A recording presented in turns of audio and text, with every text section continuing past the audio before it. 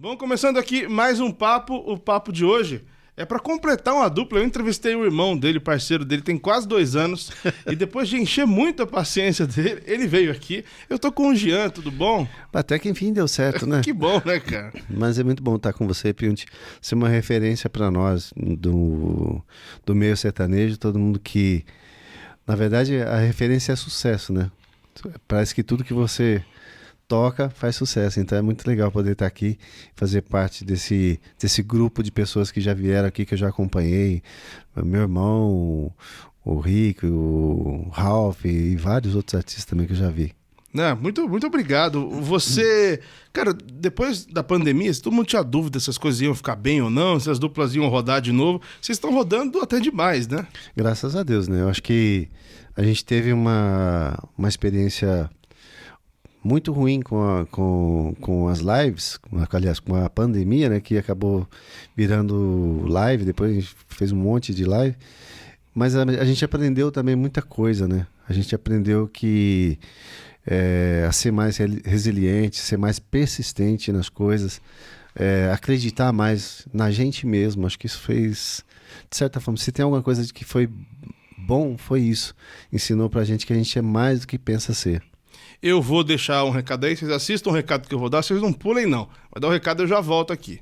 Olha só, essa pausa aqui é rápida, só para falar dos nossos parceiros que estão sempre aqui nas entrevistas. Um deles é a Natural Crisp, vocês já ouviram falar várias vezes aqui no canal. A Natural Crisp faz petiscos para o seu gato e para o seu cachorro, para o seu animal de estimação. Eles têm crescido muito nos últimos tempos, principalmente pela questão de ser um produto 100% natural. Todo mundo está cada vez mais preocupado com esse lance de qualidade da alimentação. Aqui é tudo 100% natural e carnes mesmo, de verdade. Essa que eu estou mostrando para vocês, para cachorro, é de Angus, carne Angus mesmo, que eles compram, desidratam e deixam para o paladar dos animais, no caso aqui dos cachorros. Tem para gato também, esse daqui é isca bovina para gato. Para você que tem pet, o produto pode ser encontrado nessas principais lojas para os animais. E caso você seja lojista e ainda não venda produtos da Natural Crisp, tem um número aqui embaixo, especialmente para os lojistas. Caso vocês percam esse número aqui, ele passe muito rápido, ele vai estar também na descrição do vídeo aqui. Então, dá uma olhada, a Natural Crisp tá com a gente aqui e tá indo muito bem, fico muito feliz com todo o sucesso deles. E o outro parceiro nosso é uma dupla, a dupla Dudu e Eliseu Pasquale. Eles vieram aqui no canal no ano passado, deram uma entrevista muito diferente. O Eliseu é um empresário muito bem sucedido do ramo do agro e decidiu formar uma dupla com o Dudu, que é um cara que tem uma história muito bonita, muito longa no meio, no universo das bandas de baile. Eles se juntaram, formaram uma dupla e eles também têm uma questão social muito bonita. Eles ajudam uma instituição que é deles, né? Eles mantêm uma instituição, ajudam pessoas e usam dinheiro da dupla para manter aberto esse projeto. Então, vale a pena, confere aí, tem o clipe deles também aqui na descrição e eles sempre aparecem aqui em todos os vídeos do canal. Agora a gente volta com o papo com o Jean. Bom, voltando aqui, ô Jean, qual é o seu nome de batismo? Aparecido dos Reis Moraes. Quando é que você virou Jean? Como é que você virou Jean? Na verdade, antes a dupla era, né, não era nem uma dupla, era um trio, né? Sereno, Sereninho e Gauchinho. Eu era o Sereno, né? O meu irmão do meio, o Arnaldo, que é o Duane, era o Sereninho. E o Gauchinho, por incrível que pareça, era o Giovanni, né? Giovanni. O Gauchinho, por nada? Não, o Gauchinho apenas para meio que formar o nome e dar uma certa ligação, né? Uhum. Do Zinho, Sereno, Sereninho e Gauchinho, né? Entendi. Mas teve até gente que falou assim, mas era melhor Sereno, Sereninho e Orvalho, né? Então, até por um tempo chamaram ele de Orvalhinho, né? Mas aí não pegou muito bem. Aí um belo dia a gente estava já meio que na adolescência, então o nome Sereno e Sereninho estava soando meio... Eu com 15 anos, mais ou menos, o Giovanni já estava cantando comigo, né, nessa época, e o Duane, que era o nosso irmão do meio, estava tocando baixo na guitarra, né? Ele fazia o baixo na guitarra. Na guitarra? Como eu não sabia tocar o contrabaixo, então ele fazia o baixo na guitarra mesmo. Ficava até bom. Ficava só brincando com as cordas ali, é isso? Ele fazia tocava muito nos bordão do violão, né? Uhum. Então, daí para ser um baixista, a gente meio que quebrou um galho lá. Foi legal. E aí, nesse meio tempo, a gente começou a pensar numa carreira mesmo para valer, pensando em gravar disco e tal. Aí começou a pintar dúvida sobre o nome, né? Sereno e Sereninho não vai rolar esse nome, não dá certo, não é nome de dupla, né? É um nome de brincadeira, de criança, né? Aí o meu tio, andava muito com a gente na época, tio Pedro, ele falou, rapaz, o nome de vocês tem que ter G. Tem que ter G, porque G, eu sou fã do Gilberto e Gilmar, e o Gilberto Gilmar é estourado, é muito bom, tem que ter G. Aí ele falou, o que vocês acham de Jean Giovanni? Aí eu falei, Jean Giovanni, né? Pensamos, Aparecido e Marcelo jamais, né? Não daria certo. Aí falou, então vamos ver. Aí nós fomos gravar esse primeiro disco na época, né? Já como dupla Jean Giovanni. O Pinóquio que fez com a gente esse primeiro disco, né? Ah, virou nome pra começar a gravar. Na verdade, nós fomos pra São Paulo, aí consultamos uma gravadora pequena, chamada Globodisc, na época. E aí ele falou, olha, fica como se fosse hoje, vai, R$10.000 pra vocês gravarem, eu dou 1.000 discos pra vocês vão sair trabalhando. Aí quando nós voltamos pra Franca na época, todo empolgado com aquela ideia, né? O Rio Negro na época falou, olha, vocês querem gravar um negócio top, legal? Procura lá em São Paulo o Pinóquio, eu vou dar o telefone pra vocês ligam pra ele e tal. Aí na época nós fomos na casa do Pinóquio, ele morava lá em São Paulo, na Brasilândia lá. Aí conversamos com ele, ele falou, bom, o que vocês têm de verba, né? Falei, nós temos, se fosse hoje, vai, R$10.000. Ele falou, rapaz, isso aí não dá nem pro começo, você não esquece. Aí eu falei, mas e o que vocês pretendem fazer? Aí nós pegamos pegamos o disco do Chitão e Chororó, olhamos uma ficha técnica lá, ó, queremos esses baixistas. Falei, bom, isso daí, vamos ver o que a gente arruma. Sei que o que era para ficar em 10.000 ficou quase em 200.000, se fosse considerar valor de hoje, né? Uhum. Só que para nós isso era um dinheiro quase que inimaginável, né? A gente fazia os barzinhos, ganhava ali os troquinhos no barzinho, e é daí que a gente ia tirar o dinheiro para gravar o disco, né? Tinha já um caixinha, mas era muito pequeno, era tipo R$15.000 se tivesse, fosse o dinheiro de hoje, né? Aí fomos para São Paulo, fomos pro estúdio Guidon, né? Que coincidentemente foi o mesmo estúdio que gravou o primeiro disco do Leandro Leonardo, né? Que foi Entre Tapas e Beijos, que foi gravado lá e depois eles deram uma remixada. E gravamos o primeiro disco, que foi Amante Anônimo, Mas Você e Minha Vida. conseguiram alguém pra bancar? Não, foi tudo a gente. Rebolou ali? Conforme o dinheiro ia acabando, a gente ia tendo ideia. Por exemplo, teve um momento da gravação que o Pinóquio falou, olha, semana que vem vai ter que pagar tanto das cordas que vai gravar. Ah, tá, vocês conseguiram negociar o pagamento, entendi. Aí a gente ia pra Franca e pensando, como é que a gente vai fazer, né? Aí tinha uns amigos nossos que eram meio que fiéis, assim, tipo, todos os shows em que a gente tava, a gente contava com aquele público. Então eles falavam, vamos fazer o seguinte, vamos fazer um evento. Mas como é que a gente vai chamar esse evento? Nós temos que fazer um evento para cobrar caro. Se fosse hoje, por exemplo, a mesa seria tipo R$5.000, foi anos que fosse, né? Aí ele falou, vamos fazer a noite de gala da música sertaneja. Pra vocês levantar um dinheiro para quitar esse disco de vocês aí. Aí fizemos esse evento, foi muito engraçado, porque tinha um dono do hotel, ele tinha muita liberdade com a gente. Aí nós fomos vender a mesa para ele. Quem ia vender era eu e o Giovanni mesmo. A gente ia nas fábricas de calçado que tinha em Franca, em loja, onde o pessoal que gostava da gente, a gente chegava lá para vender a mesa. Aí esse dono do hotel falou, papai, vocês podiam fazer o seguinte, vocês podiam andar armado. Eu falei, mas por quê, né? O preço dessa mesa é um assalto. E ele comprou? Ele comprou, na verdade, comprou umas 5 mesas. Ah, pra ajudar mesmo. Mais para ajudar mesmo. Então, foi com isso. E depois, para finalizar mesmo, que não tinha mais onde arrancar dinheiro, né? Aí nós inventamos de bancar um show do Alain Aladim, que tava estourado na época, contratar né? show.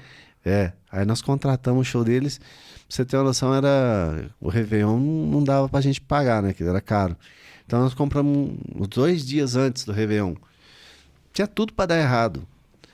Mas graças a Deus, eu lembro que na época a gente comprou, acho que por $7.000, a gente levantou 14, dobrou o valor do cachê que eles pediram. Aí foi o que zerou a conta. Então foi na correria mesmo para pagar esse disco. Você tem uma disco. noção, quando a gente terminou, o disco tava para terminar, aí o Pinóquio falou, agora falta os back. Aí eu falei, Pinóquio, agora Não tem mais. não tem de onde tirar mais. Aí ele falou, vamos fazer o seguinte, então eu vou alugar um teclado, um Emax, né? E a gente coloca o Emax. E ficou assim mesmo. E Tanto disfarça que, bem?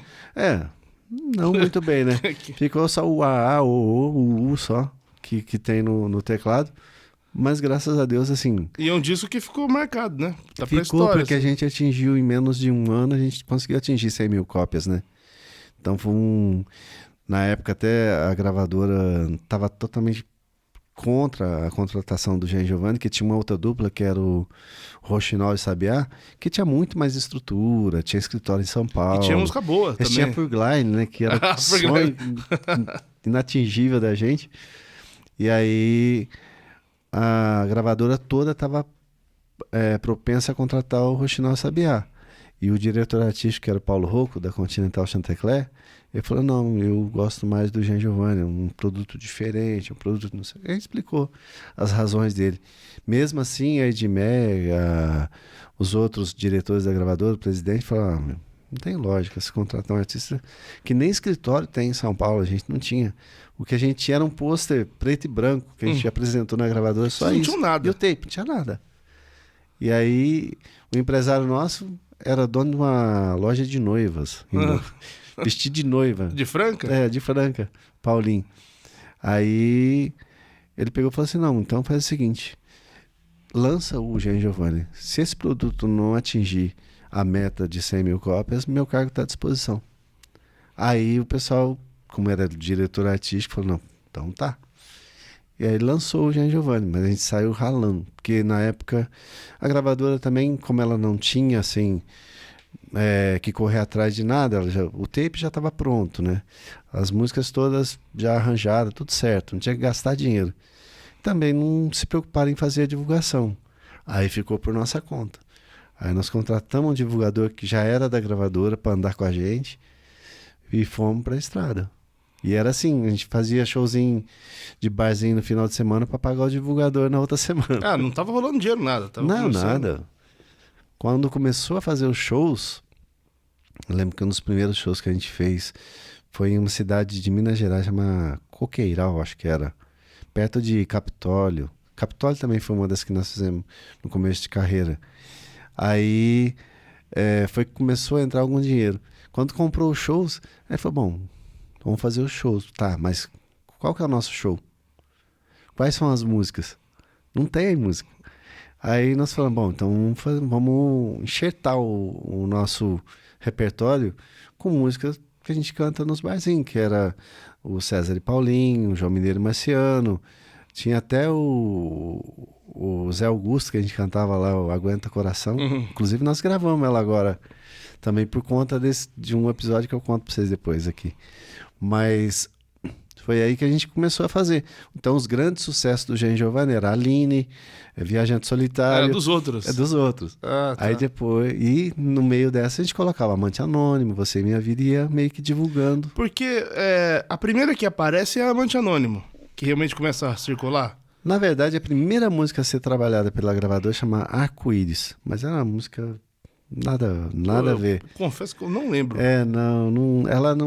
Ela saiu trabalhando, mas depois logo veio Você e Minha Vida, que foi a música que Essa entrou. música a primeira dupla que gravou foram vocês? Foi, essa música era do Rio Negro, do Rio Negro com o Domiciano, né? Ah, do Rio Negro. Porque ele falou dessa música aqui, porque ela foi muito regravada, né? E ficou aquela música, pô, tanta gente gravou. Você e Minha Vida foi bem regravada. Também, o Roupa de Lua de Mel foi bem regravada também. Mas não era desse disco ainda. Não, o Roupa de Lua de Mel já foi do segundo. Foi depois. Primeiro foi Amante Anônimo, Você e Minha Vida, Espuma de Cerveja. Foram as músicas que deram assim o tom do disco. Isso aí é que ano? Foi em 89 para 90. Você acha que o fato do seu irmão ter um timbre diferente pra época ajudou? Porque ele achava que podia até atrapalhar, né? Mas no fim das contas... Esse negócio do timbre foi muito legal, porque quando a gente foi mostrar a música, a gente teve uma época em Franca, e na região também, que a gente fazia os showzinhos lá, né? O pessoal fala assim, olha, nessa noite vai ter Jean Giovanni, os meninos que imitam Chitãozinho e Chororó. O slogan era esse. Ah, tinha isso. Então a gente cantava tentava cantar muito parecido com o Chitão e Chororó, né? Era a nossa referência de sertanejo. Aí nós fomos mostrar as músicas, fomos mostrar a gente cantando pro Pinóquio, nós cantamos de cara uma música do Chitão e Chororó que a gente achava que era porque a gente arrebentava, né? Aí quando o Pinóquio ouviu, ele falou, nossa, é isso? É isso que vocês cantam? Meio que deu uma gelada. Ele falou coisa pior, né? Mas, falou, tá uma merda, tá muito ruim, né? Aí o Giovanni, na época, ficou bem chateado, né? E pegou e falou assim, então canta uma música autoral de vocês, uma música que inédita, que não seja de nenhum outro artista. Aí nós cantamos Você em Minha Vida. O Giovanni veio com o timbre grave e ele tava bravo com o Pinóquio, porque o Pinóquio tinha tirado ele, né? Aí cantou meio bravo. Aí o Pinóquio falou, aí, é isso aí, é isso que vocês têm. Falei assim, o Chitão e a Chororó já existe, o Christian Ralph já existe, então vocês têm que ter a identidade de vocês. Agora, se gravar desse jeito aí eu topo fazer. Porque tava até na dúvida se ele pegava ou não para fazer o disco, por conta desse negócio de ter um artista que ele ia apostar, né? E na hora vocês perceberam, tipo, logo nos dias seguintes que vocês deviam mudar? Vocês conversaram? Não, é que, na verdade, quando o Giovanni cantou a primeira música sertaneja enquanto criança, ele cantou uma música do Dalvan, né? Que foi Mulher Maravilha, modelo do mundo. E ele tinha essa veia do grave também, do grave, até ele já gostava. Do vibrato na voz, isso já nasceu com ele já. Então, não foi muito difícil migrar do Chitãozinho e Chororó pro Jean Giovanni, né? Entendi. Então, quando nós gravamos, aí logo já se achou, né? Teve, inclusive, na época não era comum você gravar juntos, né? A gente gravou umas 4 músicas, tanto que a gente estava ensaiado, dedicado, ele conseguiu gravar umas 4 músicas cantando junto no estúdio. Como se fosse antigamente. Os dois de uma vez só. De uma vez só. Aí ele falou, vamos tentar? Aí gravamos e falou, pô, vocês estão ensaiados mesmo, porque ninguém faz isso. Ele falou, hoje em dia, na época, né? Já tava nos separado. anos 90 já praticamente, o pessoal já tava gravando diferente. Você é o irmão mais velho. Sou. Né, dos 3. É o que mais apanhava. Você é o que começou na música primeiro? Você que puxou a fila? Não, por incrível que pareça, a gente começou tudo junto. Cada um na sua idade. Eu tinha mais ou menos uns 9 anos de idade. O Giovanni tinha uns 6, né? O outro irmão meu tinha 7. Na época a gente começou a cantar na roça, né? Então, tava chegando o Dia das Mães. Eu lembro que a gente não tinha a menor condição de nem pensar em comprar um presente para minha mãe, né? Aí nós começamos a pensar, o que a gente faria para agradar minha mãe? Então nós pegamos e ensaiamos uma música do Tunique Tinoco, que era Mamãe, Mamãe, Mamãe, né? E ensaiamos e no Dia das Mães a gente foi e cantou para ela a música. Aí foi a partir daí que ela achou, nossa, que bonitinho, né? Criança cantando. Aí já fomos cantar na casa do dono da fazenda que meu pai morava na época, né? E dali fomos participar de um programa de rádio. A gente morava perto de Uberaba na época. Aí tinha um programa de TV também em Uberaba, que era um cara que fazia meio que parecido com o Bolinha na época, né? Regional. Aí já foi lá, já cantou, aí começou tudo. Você já começa como segundeiro, criança? Sempre. Mas foi natural? Natural. Você você aprendeu sozinho? Na verdade, como eu peguei quando começou a pintar os showzinhos, os lugares pra gente ir cantar, como é que fala assim? Eu entrei já naquele processo de mudança de voz, 12, 13 anos. Aí já não tinha mais, eu não tinha agudo. Nunca tive, na verdade, agudo, né? Meu sempre foi médio grave. E aí eu falei, bom, caminho pra mim é a segunda voz. E demorou pra pegar jeito ou foi... Não, eu me baseava muito mesmo no Chitão. Eu gostava de ouvir a segunda voz dele, prestava atenção na segunda dele, na segunda do Matão também, gostava de ficar ouvindo pra pegar o jeito. Então eu meio que eu ouvia o disco e copiava, meio que dava uma sampleada, principalmente na segunda do Chitão, que eu achava que ela caminhava muito, assim, dava uma boa base pra primeira do Chororó. Sempre deu, né? Eu tentei lembrar, antes de falar com você, se tem você fazendo primeira em alguma música do Jean Giovanni. Tem? Não lembrei. Eu me arrisquei a fazer um pequeno solo que foi no... Você virou Você Virou saudade. Saudade. Mas eu não me gosto nem um pouquinho Não. cantando. Quem que falou que é desse jeito também? Coincidentemente, o Chitão fala que ele não Chitão tem gosta de quase ouvir a nada, própria né? voz dele. Ele não gosta de ouvir nem falando, nem cantando, ele fala. Ah, é? Teve um dia que ele me falou, acho que foi num Som Brasil que a gente fez junto, fez nós, o Christian Ralph, o Zezé, o Chitão Chororó na época, o Leandro Leonardo, né? E aí foi, inclusive, em Campinas. Aí ele pegou e falou, eu não gosto da minha voz, eu não consigo me ouvir. Eu acho que a minha voz é feia. E eu também penso a mesma coisa. Não gosta de... Nossa, a pior coisa que um técnico de som faz, já fizeram isso comigo, é solar a segunda voz, porque eles precisam solar para poder mixar, né? Quando começava a solar, eu saía do estúdio, não dá. Porque o Chitão também tem pouca coisa, né? Eu acho que o Sinônimos tem alguma versão que ele faz uma parte. Pelo menos no show ele faz. O único cara que eu conheço e que fazia e muito bem primeira e segunda voz era o João Paulo. O João Paulo e o Daniel ali, eles trocavam e ficava perfeito. O João Paulo era tão bom, ou talvez até melhor que o primeiro do Daniel. Eles trocavam numa boa, assim. Ele fazia a primeira na dupla também, né? Na outra dupla dele, com o irmão. Outras duplas que eu vi até hoje, Milionários é Rico, Milionários segunda sempre. O Duduca Dalvan, o Duduca sempre segunda voz. Então, dificilmente você via o pessoal mudar de, tipo, eu vou fazer primeira nessa música, faz primeira na outra. Você falou do Rio Negro, né? O Rio Negro, conversei com ele está falando no final de 80. Vocês, todos são de Claraval? Na verdade, todos são, por exemplo, tinha lá na roça que a gente morava, né? A gente morava na Fazenda Capoeirão, que era a primeira fazenda que tinha, né? Depois vinha Capim Branco, que é onde o Solimões morava, né? E Porteira da Pedra, que era onde o Rio Negro morava. Então a gente vivia no mesmo lugar, em Claraval. Em Claraval, que é pertinho de... Claraval é Minas. Claraval é Minas, mas é do ladinho de Franca, 14 quilômetros. A cidade era Franca, a cidade, o centro, assim. Que a gente depois veio morar em Franca. E vocês se conhecem de quando? De Franca ou ainda da fazenda? De Franca. Chegamos a nos encontrar na roça, tinha uma festa que fazia lá, chamava Festa da Serrinha, né? Que é a festa de São Sebastião. Aí eles iam na festa, a gente ia também, a gente morava no pé da serra, assim. Então a gente ia na festa lá e se encontrava. Na época eles já cantavam, já tinha muito mais traquejo de artista do que a gente, né? Tanto é que a maioria dos festivais que a gente participou, eles participaram também sempre, eles ganhavam. A idade é parecida, não é? Não sei, de verdade não tem, mais ou menos. Porque próximo. estourar nacionalmente, vocês estouraram antes. Bem antes, né? É engraçado que o Rio Negro gravar mesmo discos, gravou antes da gente, o tape, né? Nós gravamos depois, porque o Pinóquio já tinha gravado eles e eles deram a dica do Pinóquio pra gente gravar. Só que a gente acabou lançando antes do Rio Negro Solimões.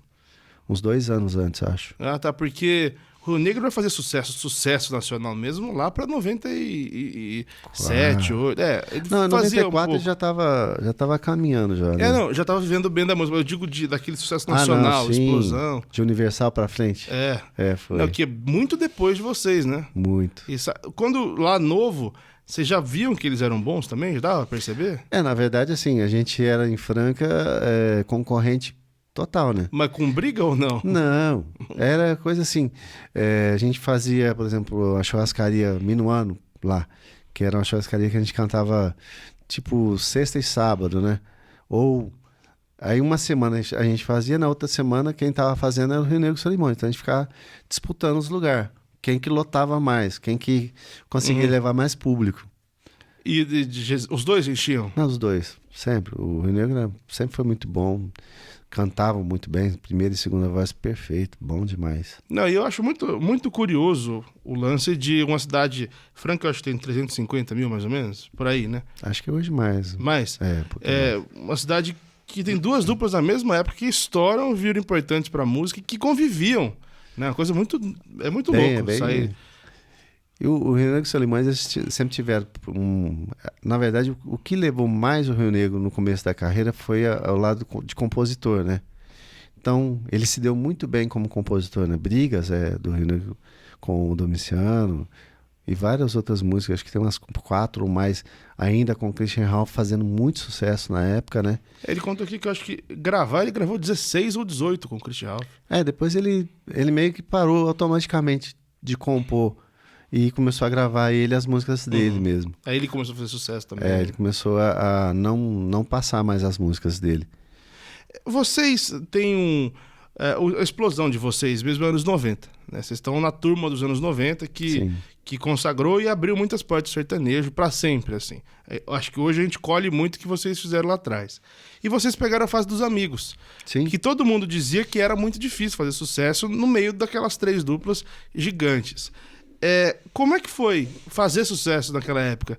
Era mais difícil? Sempre foram bem recebidos? Porque vocês, teoricamente, pelo menos pra gente, nunca tiveram um problema com isso. Fizeram sucesso mesmo assim.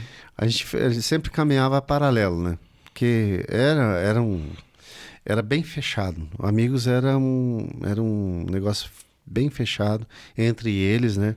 A gente participava, mas nunca via possibilidade de fazer parte dos amigos, entrar como também amigos, né, do projeto. Mas sempre eles nunca fecharam as portas para as outras duplas, né? Tanto é que a gente, o João Paulo Daniel, o Christian Ralph e vários outros artistas. Tinha uns artistas que não entravam porque eles também não queriam, né, fazer parte. O Milionário Zé Rico, o Mato Grosso Matias corriam no paralelo, né? Mas a gente sempre teve ligado com eles, com o Chitão Chororó, com o Leonardo, né? E o próprio Zezé de Camargo, o Luciano também. Sempre tivemos junto, quase no mesmo time, fazendo parte do mesmo time, só que nunca sendo os amigos, né? Entendi. Porque a gente fazia antes, junto, bastante o Som Brasil, que era o que acho que deu origem aos amigos, né? O Som Brasil começou, participavam sempre 5, 6 duplas, né, que faziam o Som Brasil, e depois isso acabou gerando a ideia de lançar os amigos.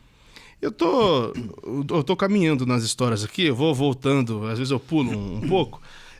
Vocês hoje têm um projeto com o Edson Hudson, que chama Boate Azul, que eu fui agora em maio. É muito bom o show. Gostou? Muito bom, né, cara? Bom. Muito bom. E de 2 duplas que passaram por um momento parecido de separação. Antigamente, separar era acabar, né? A dupla pra sempre. Quem tentou voltar não conseguiu. Foi tipo o Zé Rico conseguiu, o Milionário Zé Rico. Mas era muito... Vocês conseguiram e o Edson Hudson também, né? É difícil, mas conseguiram. São poucos exemplos. Eu queria saber, assim, vocês tiveram os seus problemas, você e o seu irmão, e passaram um tempo separados. Como é esse processo? Assim, você que cantou a vida inteira com ele, fez sucesso, ganhou dinheiro. Como é que é o dia seguinte não ter show, encarar... O que você faz? Assim, como é que foi esse período? Na verdade, o artista ele tem um negócio que depois muito contra, né, a gente. Porque você sabe cantar, você sabe fazer show, não é nem cantar, né? Você sabe fazer show. E o que mais você sabe fazer? Aí rola esse silêncio. Geralmente o artista não se forma, ou hoje em dia é um pouco diferente, a maioria são universitários, que saíram da faculdade e tal, não sei o quê. Mas no nosso tempo, ou você cantava, ou você estudava e trabalhava, ia fazer outras coisas, né? Não tinha meio termo. Ou você se dedica à música de corpo inteiro e alma, ou você parte para outra coisa. Não dava para conciliar. Pelo menos na nossa cabeça não tinha essa possibilidade. Então, quando parou, realmente deu um... Falei, e agora? A única coisa que eu pensava era montar uma outra dupla. Tentei uma, não deu certo, né? Tentei um outro projeto também, tentar fazer um projeto também não rolou, né? Chegou ao ponto de, por exemplo, eu ir para os Estados Unidos. Eu fui para os Estados Unidos e falei, bom, então eu vou, sei lá, vou tentar a vida nos Estados Unidos. Você foi? Muita gente, cheguei aí e chegou a dar muito certo. Porque, na verdade, eu cheguei lá e eu comecei a vender o meu show. E aí o pessoal falou, Jean, quanto você cobra para fazer o show? Eu falei, mas não tem parceiro, não tem banda. Eu falei, não, você vem aqui. Aqui tem a banda. Aí geralmente tinha uma banda do local. Aí eu entrava no meio e fazia a segunda pra alguém. E foi assim, depois eu comecei a ver que o pessoal tava curtindo, tava gostando. Aí eu comecei a arrumar uns parceiros alternativos. Até o Robertinho, do Léo Canhoto Robertinho, teve lá nos Estados Unidos um tempo. Eu catei ele pra fazer uns negócios comigo lá. Você teve uma vida ali, então? Eu fiquei uns 6 meses, assim. A minha ideia era continuar. Pra que lado que você foi? Eu ficava mais na região de Nova York ali. Boston, Nova York. Boston tem muito brasileiro, né? Tem bastante. Você teve essa vida lá, você tentou essa vida lá. Eu tive uma vivência boa lá. Cheguei até a levar multa de trânsito. Tomou? Também. Vocês ficaram quanto tempo separados? Olha, é isso que eu ia te falar. Inclusive, quando acabou o Jean Giovanni, eu falei, bom, vamos esperar. Na minha cabeça aqui, enquanto o Jean mesmo, vamos esperar. Acho que até um ano, se a gente voltar a dupla, o pessoal não esquece, né? Aí passou um ano. Falei, vixe, agora não sei. Aí passou 2. E sempre, assim, o pessoal, pô, vocês tinham que voltar. A dupla é boa. Nossa, eu tô com saudade de ver o show de vocês. Vocês e seu irmão canta muito, vocês dois e tal. Falei, bom, eu, do meu lado, sempre falava, bom, eu tô aqui, se meu irmão quiser voltar, eu volto na hora. Até o próprio César Augusto uma vez me ligou, fazendo uma proposta que a Universal estava super interessada numa possível volta do Jean Giovanni. Eu falei, bom, César, fala com o Giovanni. Eu falei, tinha falado uma vez com ele já sobre a possibilidade de voltar, e ele falou, olha, acho que não. Aí ficou nessa. Isso foi passando, né? Passou o 3º ano. Eu falei, bom, eu acho que agora, realmente. Aí um belo dia o Giovanni me ligou. E foi muito engraçado, que ele me ligou e falou assim, preciso conversar com você. Eu falei, a hora que você quiser, ué. Me fala o dia que você quer marcar uma reunião? Ele falou, não, uma hora vamos tomar um café. Eu falei, vamos. Aí passou um mês, eu liguei pra ele, falei, e aí? Não deu e tal, não sei o quê. Depois passou mais 2 meses, preciso conversar com você. E aí foi um dia, ele pegou e falou assim, bom, eu vou estar fazendo show em Ribeirão Preto. E nesse momento eu estava morando em Franca. Ele falou assim, dá para você ir lá? Eu falei, vou. Só me passa qual que é o hotel que você vai estar. Ele estava com um projeto com o Rick, né, fazendo lá. Aí eu sentei e conversei com ele, falei, o que você acha? A gente voltar ao Jean Giovanni? Eu falei, só depende de você, eu tô aqui. Você faz a primeira, eu faço a segunda. Aí na época ele ficou emocionado. Pô, eu sei. Ele até comentou, eu tô bem, mas não tô feliz. Aí eu falei, então, você que sabe, quiser voltar, vamos voltar. Não tem nada que me impeça de cantar com você, né? Aí foi que decidiu voltar. Aí ele falou, tem uns negócios pra cumprir ainda com o Rick aqui. Tanto que anunciou, ainda tava com o Rick, né? Foi explicado. Eu tava com o meu outro irmão, fazendo um projetinho paralelo também, né? Eu falei, eu também tenho uns negócios pra cumprir. Aí cumpria os meus com o meu irmão, e ele cumpriu com o Renner, e a gente voltou em definitivo. Voltamos a princípio pela Sunshine lá, com o Augusto, né? Foi pela Sunshine, foi pra ele. Aí, na sequência, quando veio a pandemia, a gente acabou mudando pro Marcinho, que acabou sendo, acho que a mudança mais acertada que a gente fez até hoje. Foi interessante, foi né? Muito boa. Eu te falei que antigamente dava muito errado separação de dupla, né? Ninguém conseguia voltar depois bem. Hoje é só olhar a agenda de vocês. Hoje é uma terça-feira, você tá indo fazer um show daqui a pouco. Um show corporativo, uma empresa muito grande. Mas assim, a agenda tá cheia. Graças a Deus. Ou com vocês ou com o projeto com o Edson Hudson. Quanto tempo levou? E você acha...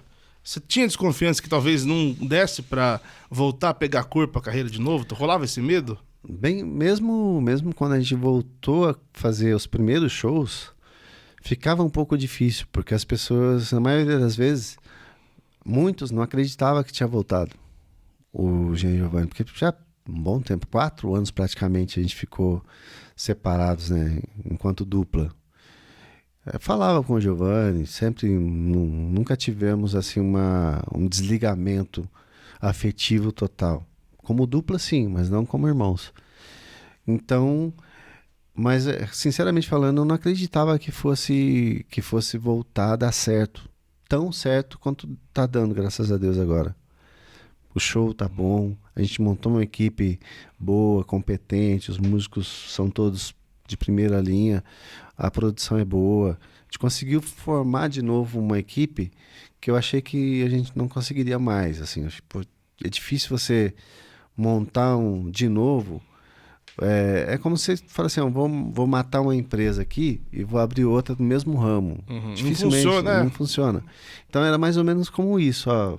Fechamos aqui e reabrimos aqui novamente. Então quando a gente reabriu de novo, aí foi muito bom. Mas eu acho que o divisor de águas mesmo foi quando a gente passou a ter essa parceria com o Marcinho Costa. Porque o Marcinho Costa ele é muito parecido com o começo de carreira do Jean Giovanni. Com a mesma intensidade que o nosso primeiro empresário pensava na gente, a gente vê hoje o Marcinho pensando na gente enquanto produto, enquanto artista, enquanto ser humano também. Porque o Marcinho é aquele tipo assim, você precisa trocar de carro, seu carro não tá legal. Vamos fazer um processo aqui?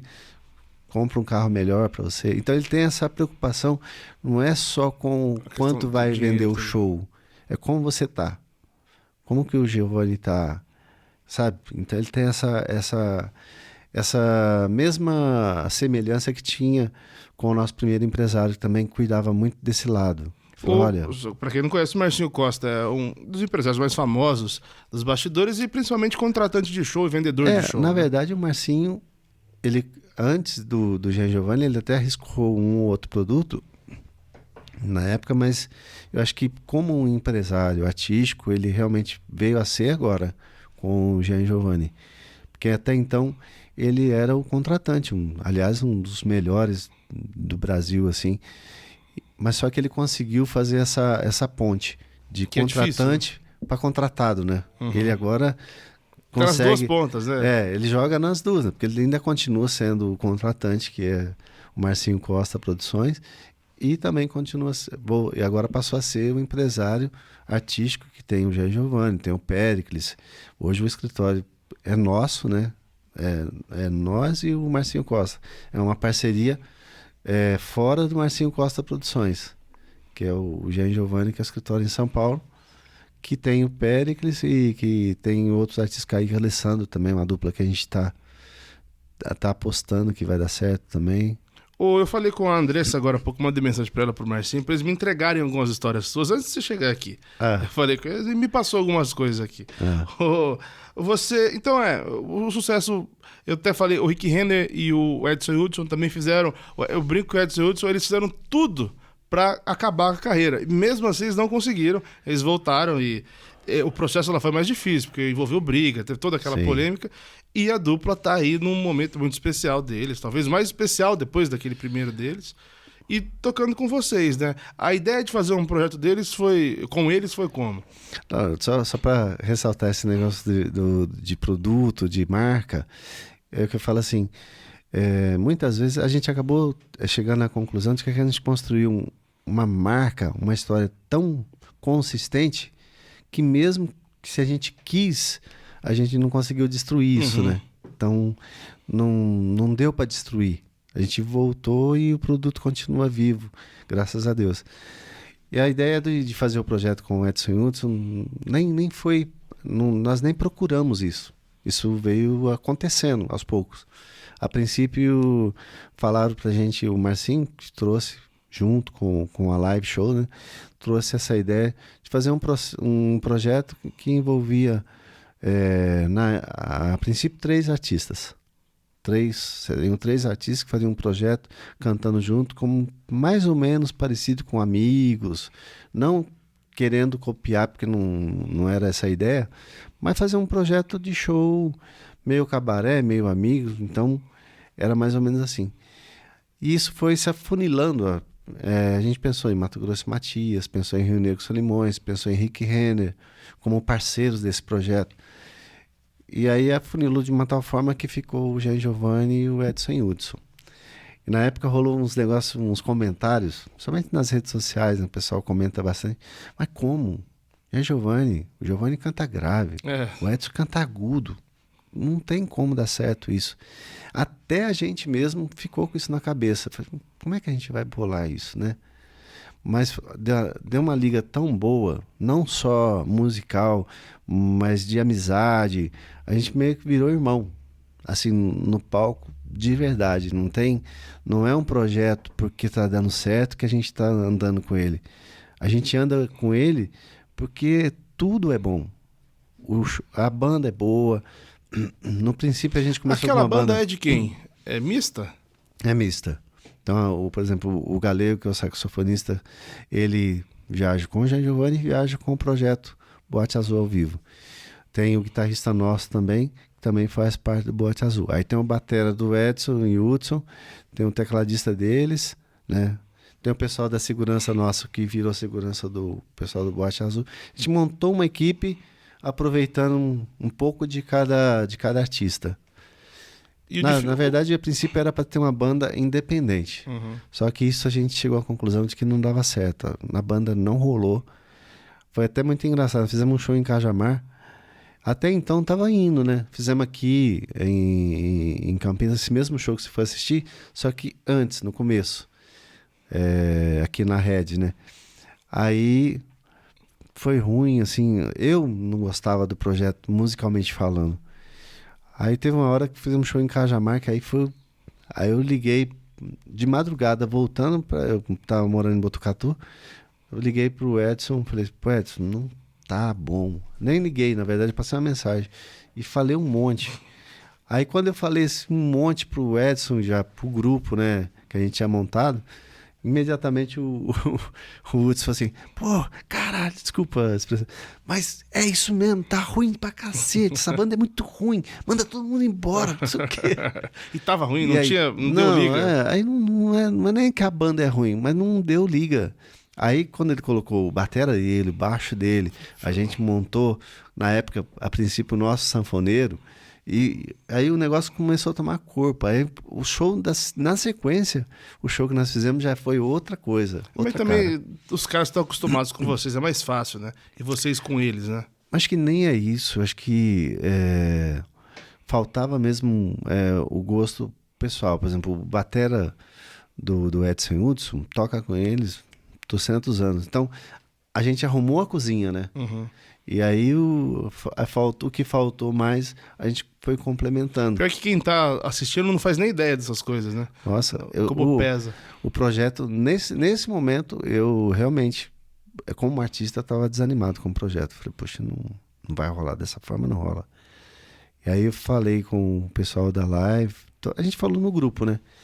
Aí todo mundo meio que tava com a mesma ideia, só que não falava. Aí eu meio que fui o start do negócio. Falei, não tá legal. Se vocês gostam, eu não gosto. Aí o Edson tá falando, não, eu também concordo, tem que melhorar, tá ruim. Aí no show, na sequência, a gente já percebeu a diferença, já mudou a banda, não, mudou tudo. A alegria de vocês é muito boa no palco, né? Você percebe que tá gostando daquilo ali, né?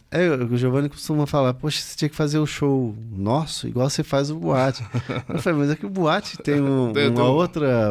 Apesar das dancinhas do Giovanni, né? Que algumas não precisava, mas é que é muito boa a coreografia. Inclusive o Galego dança também. Que o Galego é... Lamentável também. Totalmente dispensável, mas eu entendo. Desnecessário, Desnecessário, diria, né? mas tá bom. eu entendo. É o saxofonista, né, cara? Pô, pois é, né? Tem um solo dele todo. Tem, cara. não, ele chega a cantar no projeto. Eu vi lá, cara. Ele imita o Zé Rico, não é? O Dalvan, o Zé o Dalvan, Rico, verdade. os dois. É verdade. Falando de sucesso, até nesse show dá pra reparar, mas eu acho que em qualquer show, parece que todo mundo espera o convite de casamento, né? Até foi a música que encerrou esse show, não foi? Foi a penúltima? Outro dia tava até... A gente costuma acostumar, né, com as coisas, com as músicas. A gente fala, poxa, mas canta todo show, canta o convite de casamento. Mas eu fico espantado o tanto que essa música entrou no consciente coletivo de todo mundo. Pois é, cara. É um negócio que é Deus primeiro, lógico, né?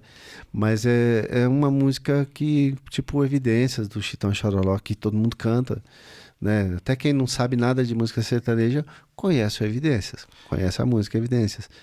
E a Convite de Casamento, que na verdade o nome é O Grande Amor da Minha Vida, né? Ela já ficou marcada, porque todo mundo cantou. Nas lives, então, foi uma das músicas mais executadas. Hoje, a gente vai falar qual a música mais famosa do Jean Giovanni. O pessoal vai falar ela. Ela, para mim, eu adoro a música também. Mas é que tem outras músicas que são melhores e que fizeram muito sucesso também. Para vocês é isso? Ela ficou como mais conhecida da carreira? E na época, eu me lembro quando lançou, eu lembro do sucesso que fez. Ela fez o sucesso tão estrondoso que vocês imaginavam que ela ficaria para sempre como a principal música? No começo, não. No começo, quando a gente lançou, logo que a gente lançou ela, eu costumo dizer que a gente tem muito que agradecer o pessoal do Cara Metade, né? O Vavá que regravou ela. Parece que naquele momento que o Vavá regravou, Eu não lembrava. ele regravou, ela meio que se popularizou um pouco mais. E ela, ao invés de começar a tocar muito com o Cara Metade, com o Vavá, ela passou a tocar mais ainda com o Jean Giovanni. Ah, entendi. Então parece que meio que impulsionou a música mais ainda.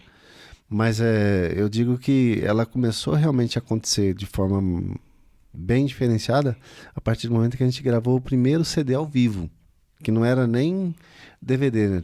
Depois se tornou um DVD porque a gravadora queria, na verdade, fechar um contrato com a gente. A BMG queria encerrar um contrato já. A gente queria encerrar e falou, então, para encerrar, vocês vão gravar um CD ao vivo.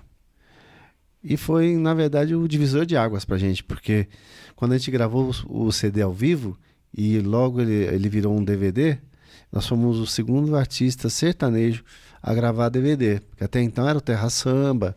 Inclusive, a gente se baseou muito no CD ao vivo do Terra Samba para fazer o nosso. A gente precisa... Do que a gente precisa? Na época, quem produziu o primeiro CD ao vivo nosso foi o Talma, que era o da Globo, diretor do Faustão, Ele que foi pra Franca, na época, fez o link ao vivo do Faustão.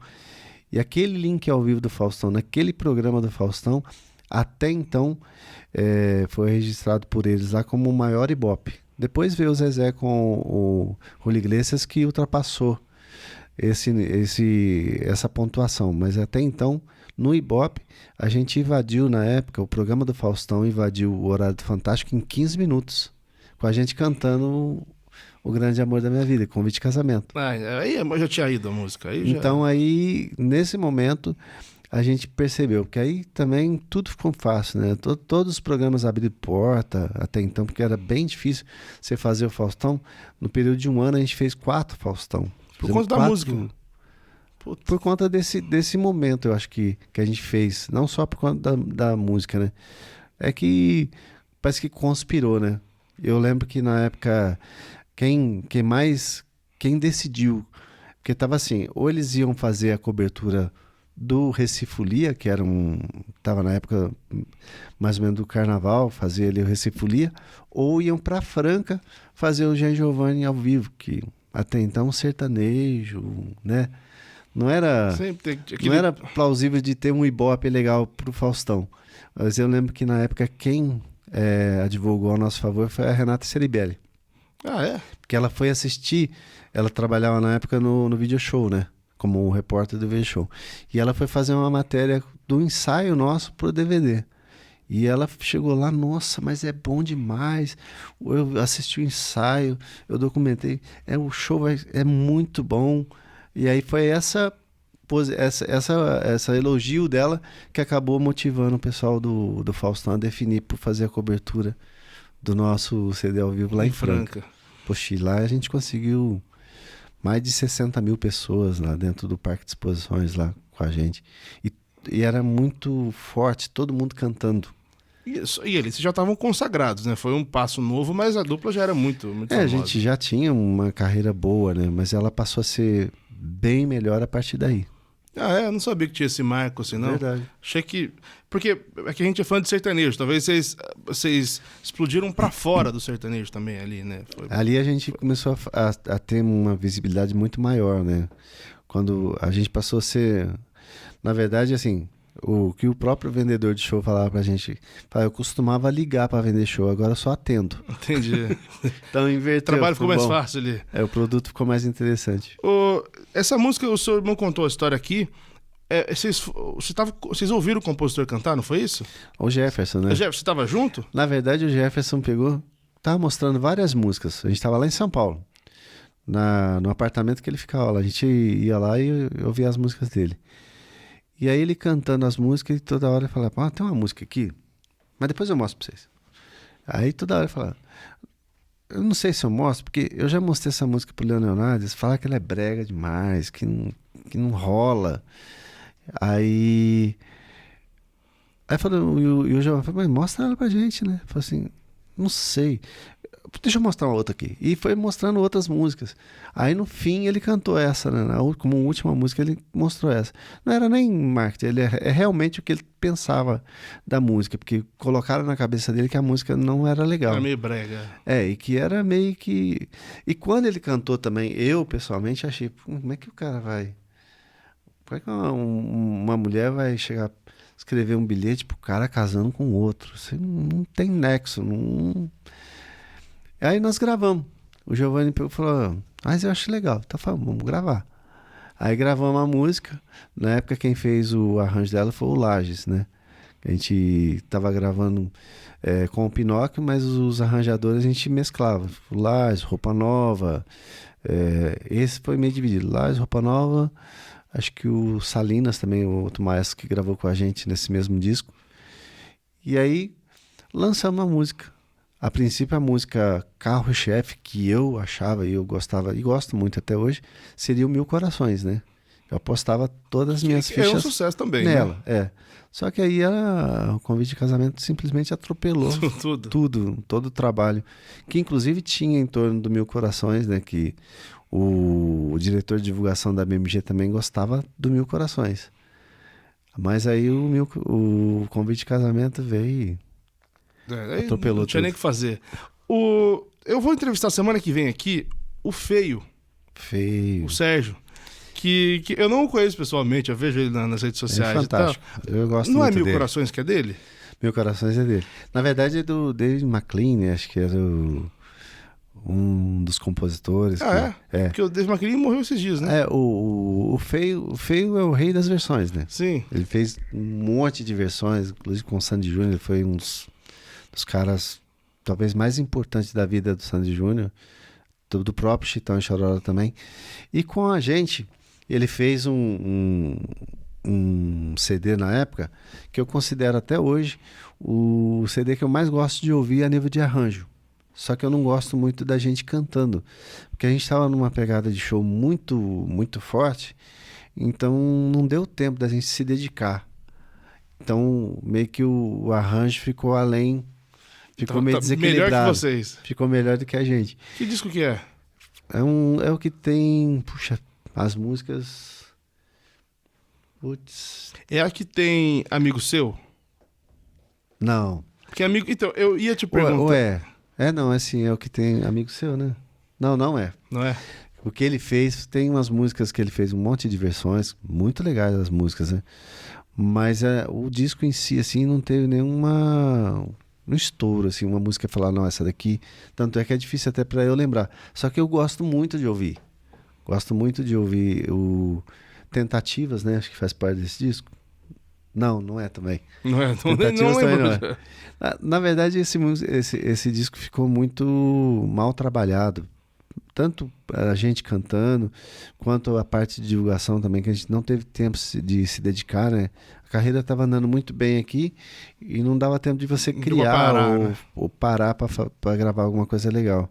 Eu te perguntei do Amigo Seu, porque eu acho que muita gente não sabe, eu sei que muita gente que entende bastante. Existe uma versão do Amigo Seu, gravada pelo Paro Ímpar, que era a dupla do Feio. Paro Ímpar é Feio, ou Feio e Mal, né? Feio e Mal, é. E não tem nada a ver a música Amigo Seu que ele gravou. É um rock que vai para outro lado. Não é só o arranjo que é diferente, não. A música é totalmente diferente. E Amigo Seu também acabou sendo um sucesso de vocês. Você sabe do que eu tô falando? Você já ouviu essa versão? Já. Inclusive, na verdade, assim, Quando ele mostrou a música, na verdade, para falar a real, eu não sei dessa versão, não cheguei a ouvir essa versão, tô mentindo Não aqui. tem nada a ver com a música, cara. Não, eu sei que a gente nós gravamos uma das músicas que eles, que é EUTEAMO, essa nós regravamos deles, né? E na época, na sequência, a gente ia gravar um outro disco. Aí nós empolgamos e vamos gravar a música lá do Alô, né? Alô, música Alô. É o primeiro deles, né? Aí chegamos empolgados no Fê, falou, Fê, vamos gravar outra música sua, que acho que é melhor do que aquela que nós gravamos. Aí ele falou, qual que é? Falou. Falei, cara, acabei de passar essa música pro Chitão, ele tá empolgadíssimo, infelizmente não vai dar pra vocês gravarem. Eu falei, puxa, que pena, né? Mas, pô, Chitão, né? Aí o Chitão gravou, a música é um sucesso. Inclusive a gente canta ela no show nosso. Canta? É. Explodiu, né? Que é muito boa, né? E aí, ao mesmo tempo também, um pouco antes, voltando um pouquinho, né? Quando a gente gravou Mil Corações, quem fez o Mil Corações mostrou pro Chitão e Chororó. E o Chitão falou, não sei, história meio, né, arroz com feijão e tal. Aí ele não gravou. E aí nós gravamos o Mil Corações. Então meio que parece assim que não é bem a gente que escolhe a música escolhe a gente, né? Você grava ela e de repente ela encaixa e dá tudo certo. E aí que você fala, Mil Corações vai junto com a Convite de Casamento. Que foi no mesmo... Ela é um sucesso também, né? Que aí dá pra comparar com a outra, né? A história de sucesso de uma não é nem perto da outra. Da outra. Só uma pergunta idiota mesmo. Qual que você prefere? A Dois Corações ou a Mil Corações? Mil Corações. Mil Corações. Eu gosto muito de Dois Corações também, é uma música maravilhosa. Essa também é Dois Corações, acho que é do Jefferson, se não me engano. Mas o Mil Corações, como música, melodia, arranjo, é infinitamente superior. Né? Você falou do Alô, vocês acabaram depois gravando o Alô do Roberto Carlos, né? Foi bem verdade, depois, não foi? Quando a gente foi gravar essa música, na verdade não era essa que a gente ia gravar. A gente tinha lançado um forrozinho, o Roberto Carlos. E a gente usou o Lages como interlocutor para falar com o Roberto, né? Que a gente queria gravar essa música. Que fala, ai, ai, ai, ai, ai, ai, a madrugada que vazou não volta mais. Um forrozinho, Sim. Pra mim era uma sertaneja, né? Aí ele falou, essa música o Roberto não vai liberar, porque essa música ele gravou agora e tal. Aí ele falou assim, mas eu vou falar com ele. Aí ele imitava, o Lages imita muito o Roberto, né? Os meninos, gosto muito dos meninos, pô. Jean Giovanni é legal, tá voz diferente, né?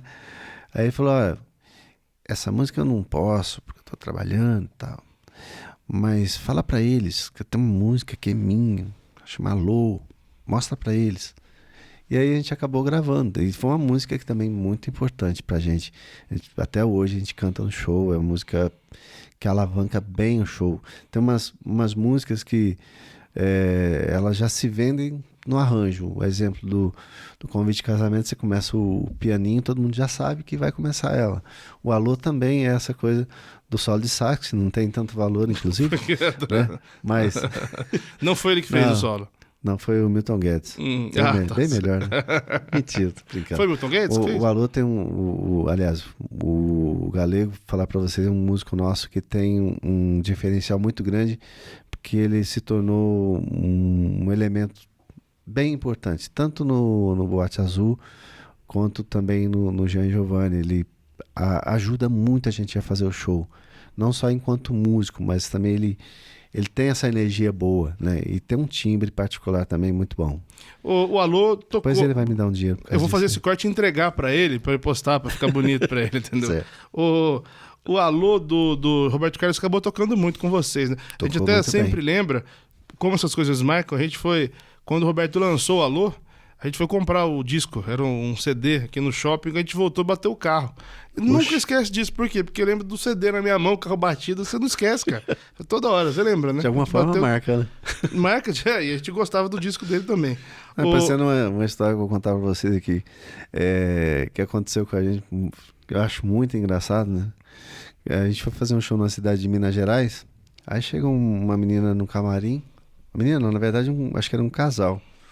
O cara chegou lamentando, a mulher falando, puxa vida, pra vocês verem, né? Tô aqui no show de vocês.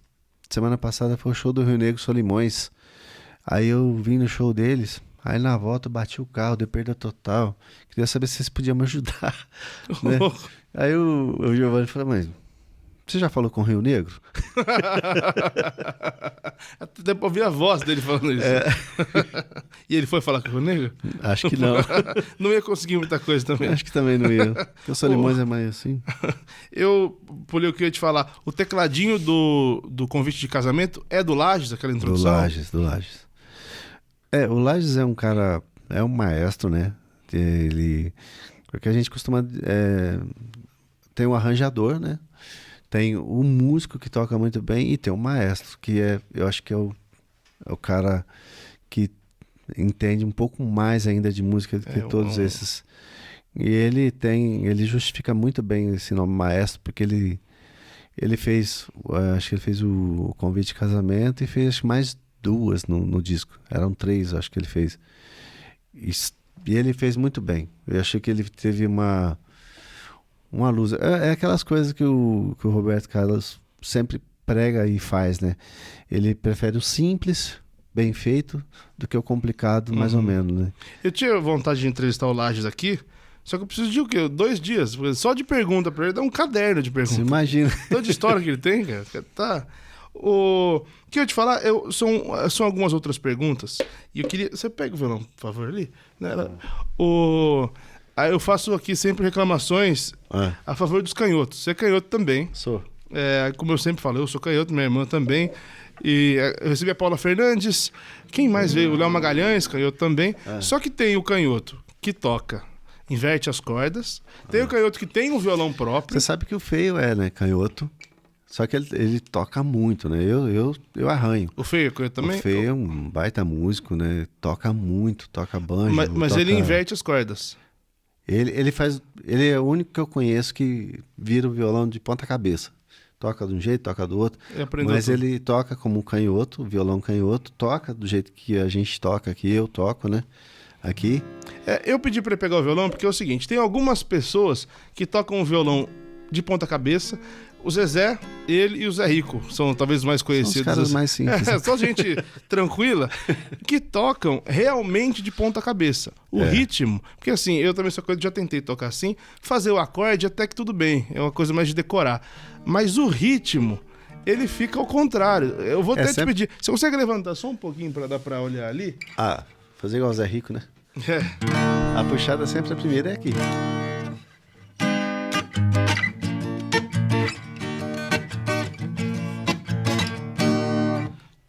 Sempre de baixo pra cima, é o contrário.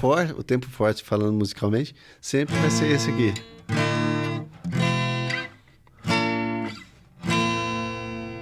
Você nunca vai fazer esse aqui.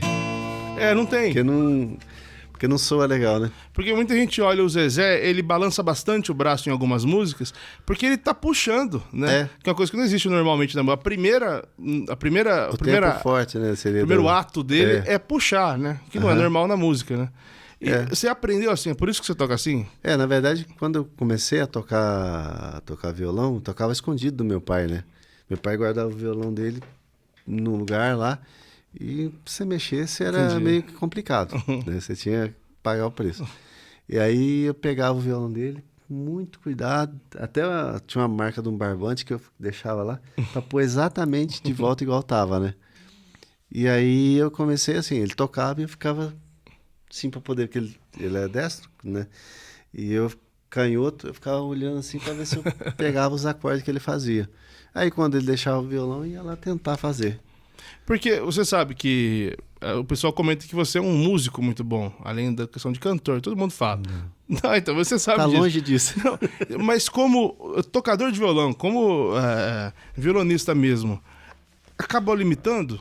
Você acaba sendo limitado Não, por acaba isso? limitando pelo que eu gostaria de ser, né? É igual a gente comentou em off aqui. Eu gostaria muito de ser um violonista mesmo, um cara que toca o violão clássico e meio que dá uma humilhada nos outros violeiros, né? Mas só que eu acabei, por conta de ser canhoto, não conseguindo fazer isso, porque a maioria dos professores que eu tentava fazer aula, a primeira coisa que eles faziam era tentar mudar o jeito que eu tocava. E eu falei, poxa, foi tão difícil eu pegar essa levada aqui da mão, como é que eu vou mudar isso? Essa mão simplesmente não existe para fazer isso. Aí eu acabava desanimando, né? Aí, como eu te falei, a única vez que eu consegui um professor de Franca que era canhoto igual eu, tocava o violão clássico bem e tocava com as cordas invertidas igual eu toco, eu consegui fazer aula 2 meses com ele só e acabei não pegando. Eu falei, se existe uma frustração musical pra mim, é não saber tocar violão igual eu gostaria de saber, né? Entendi. Eu Você me toca viro. no show, né? É, eu me viro, faço... A sua imagem é meio feita com violão na mão, né? É. Passou a ser, né? Eu não tinha muito essa imagem até os anos... Sei lá, até o ano 2000 eu não tocava muito no show. Eu deixava o violão mais de lado. Aí depois eu falei, achei gostoso pegar, porque você acaba colocando uma identidade sua, o seu jeito de cantar com seus acordes. Tem umas músicas que eu acabei falando, olha, vamos meter um acorde aqui que não existe. Ah, mas não tem no disco, mas vamos pôr ele. Então você acaba meio que conseguindo fazer um negócio mais autoral, mais seu, né?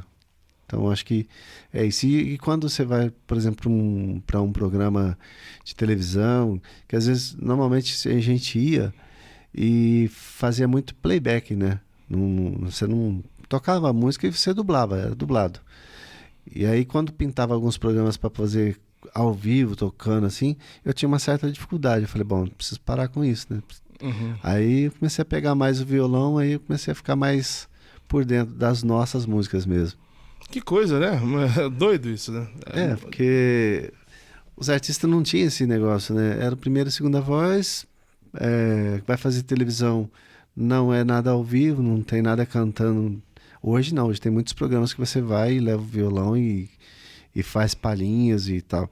Mas antes não tinha isso, né? Era o programa do Marcelo Costa, que chegava, cantava música de trabalho, no máximo mais uma, e você saía e ia embora. Semana seguinte tinha um Bolinha, a mesma história. Então tinha esses programas que eram clássicos, né? Já era, eles não abriam para você chegar e fazer uma palhinha, por exemplo. Era combinado, tchau. Eu vou até te contar um negócio, eu comento em bastidores às vezes, acho que o pessoal vai gostar de saber. Alguns vêm e tocam aqui, né? Quase todos têm um pouco de dificuldade de tocar. E eu falo, por quê? Ele não tá acostumado. Assim, a gente não toca mais. Eu falo, não é que eu não sei tocar, é que eu não lembro minhas músicas, porque a gente nunca toca. Eu falei, pô, você geralmente acha que o artista vai... Tem alguns artistas, você percebe assim, o Giovanni, por exemplo, se perguntar pra ele assim, ô Giovanni, qual que é o tom do convite de casamento? Ele vai, Jean, qual que é?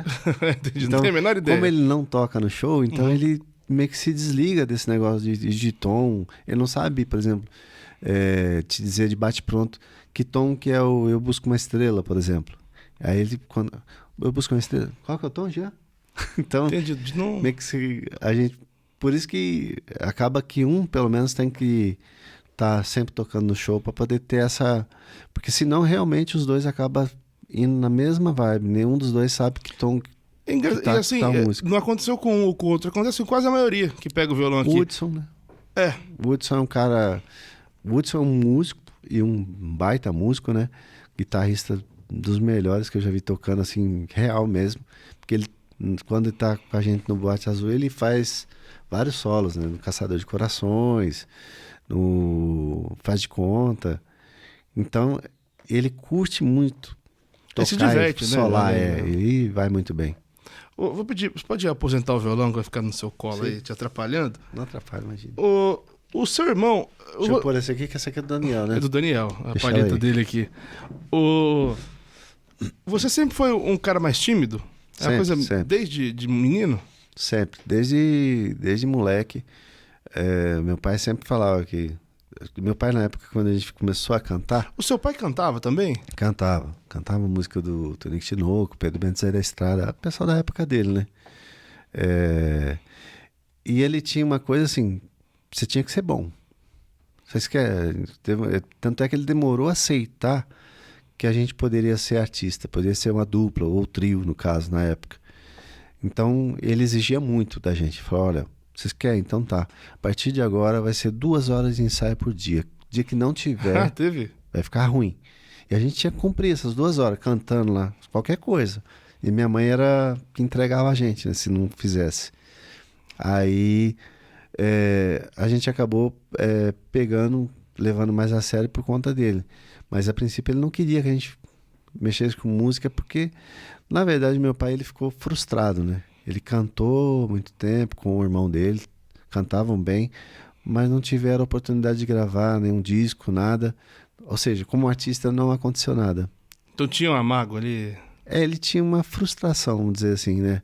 Que eu acho que ele meio que quando a gente começou a ter sucesso na carreira, a ter músicas tocando em rádio, que era o sonho dele, ele meio que se realizou pelo sucesso que a gente tinha adquirido. Ele curtiu bastante, né? Curtiu bastante. Porque ele faleceu não tem tanto tempo, né? Eu lembro que li a notícia. Faz uns 6, 7 anos mais ou menos. Eu lembro que foi antes da pandemia, né? Foi antes. Eu lembro de dar notícia ainda. Vocês não estavam separados na época? Tava na verdade, diz o Giovanni que isso foi meio que determinante. Meu pai falou para ele que a alegria que ele teria era que se quisesse dar uma alegria para ele era voltar o Jean Giovanni. Diz o Giovanni que foi isso que meio que determinou para ele que o ideal seria voltar. Eu te perguntei da timidez, né? Porque o Giovanni acaba sendo o cara mais extrovertido. Eu queria que você me contasse quem que é o Giovanni, cara. Porque ele é uma figura, ele é muito engraçado pessoalmente, né? O cara que não para, é muito diferente de você, né?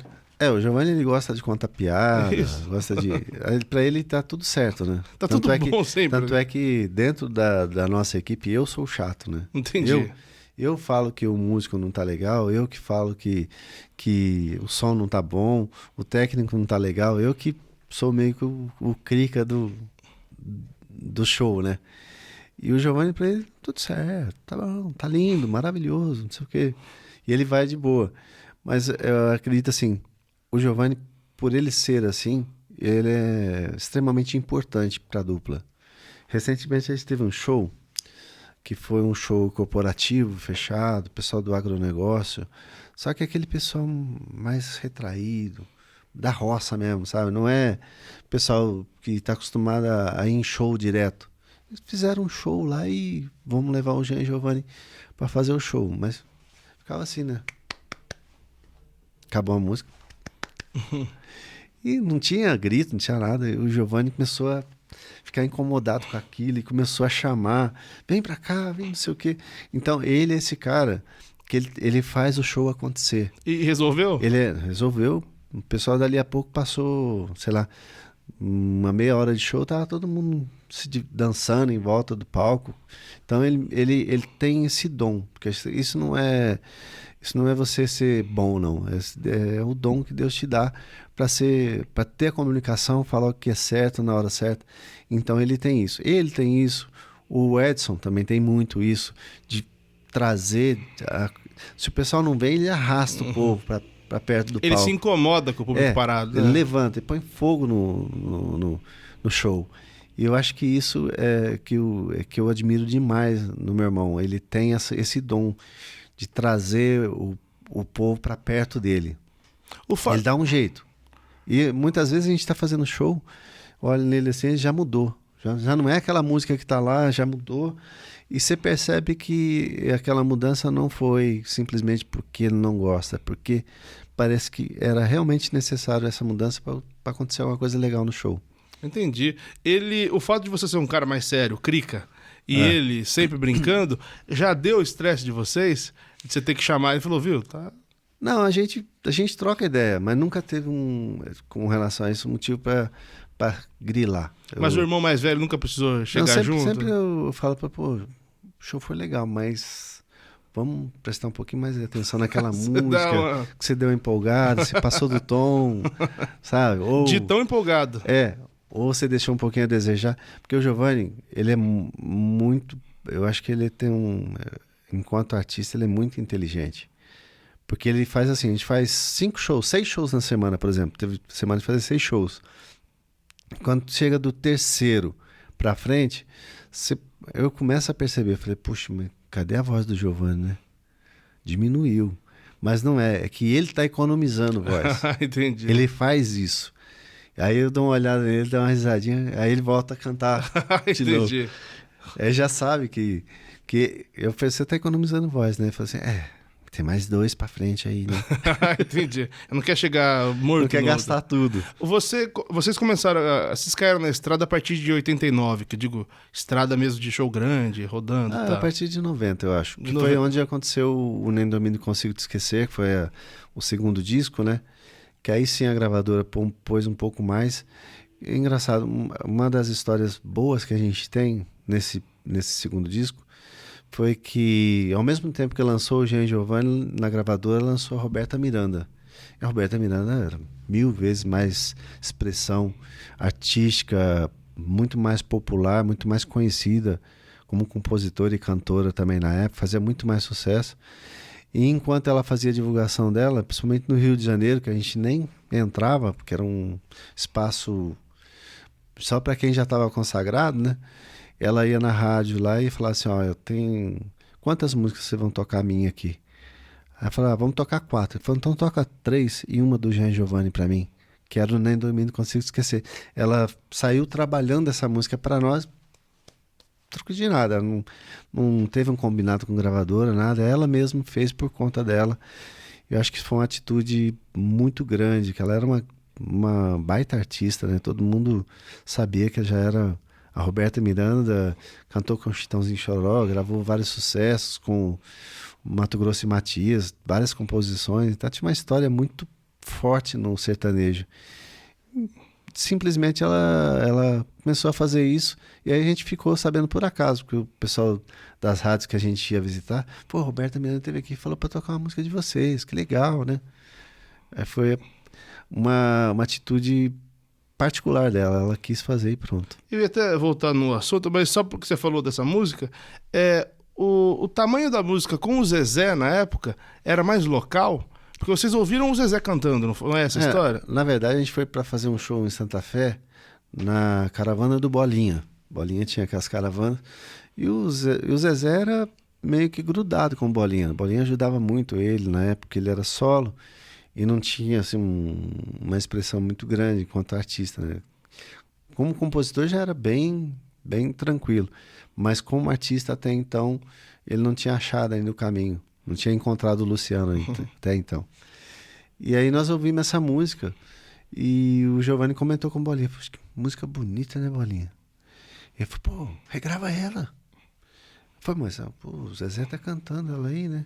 Foi, não, o Zezé já gravou faz mais de 2 anos. A música não virou com ele. Pode gravar. Aí nós gravamos, nem sabia. Pra mim a música era do Zezé. Depois que fomos saber que era do César Augusto a música. Aí nós regravamos.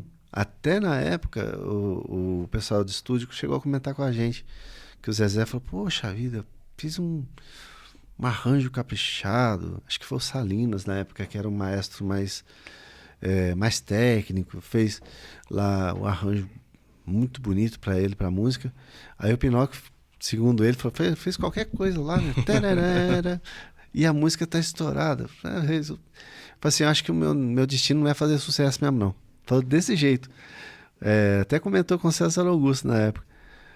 Aí, realmente, a música tocou muito, foi a principal música desse disco nosso. Depois veio, nesse mesmo disco, o Sua Vez, o Roupa de Lua de Mel também, que foi uma música que até hoje é importante, né, pra gente. Mas essa música foi a principal desse disco. E era o Bolinha que meio que falou, vai, regrava. Deu que aquele coisa, empurrão. Não? E combinou... Absurdo, né? Combinava com o Zezé, era legal com ele e combinou com a voz do João. Ele cantou de uma forma... Acho que ele cantou de uma forma mais romântica, né? Ele queria impor mais aquele esquema do cantor que empolgava as meninas e tal. E a gente cantou mais solto, um pouco mais... digamos que a gente foi, na época, o universitário... Entendi. Ele era mais clássico. Que na verdade, esse pessoal, o Jean Giovanni, o Leandro Leonardo, o próprio Zé de Camargo e Luciano, na época foi muito criticado por alguns conservadores da música sertaneja. Que nem acontece hoje. É o que aconteceu com vocês também. Tinha até a Nesita Barroso que ela declarava publicamente que ela não gostava do Leandro Leonardo, do Jean Giovanni, porque não cantava música sertaneja. Era popular em dupla. Tipo, popular... Vocês nunca fizeram a Inesita? Fizemos. Chegou a fazer depois? Vezes. Porque no começo ela não deixava, né? Não, ela queria só... Lourenço e Lorival era o mais moderno que ela deixava no programa. Muito bom. O Milionário disse que eles foram e ela mandou cortar a música. Também, falou, não vai cantar isso aqui. Falou ela pro Zé Rico, falou, não vai. E não cantou. Ela era muito sistemática, bem... Ela gostava do Tião Carreiro e Pardim, do Tonico Tinoco, mas quando chegava um artista um pouco mais dos anos 90 para frente, aí ela já ficava meio receosa. Ficava demorado. Tanto é que a gente tinha que ir lá e cantar a música do Tonico Tinoco. Não podia tocar música nova. Vamos dar as mãos, não dava. A nova ela não deixava, não. Não deixava. Você falou, eu te perguntei de quando começa a rodar, você fala começo de 90, e hoje vocês têm uma agenda também muito cheia. Você não tá morando em São Paulo, você mora em Botucatu. Moro em Botucatu. Você já mudou bem, né? Você já rodou bem ou não? Já. Eu morei em São Paulo, morava em Franca. Morei um tempinho em Sorocaba.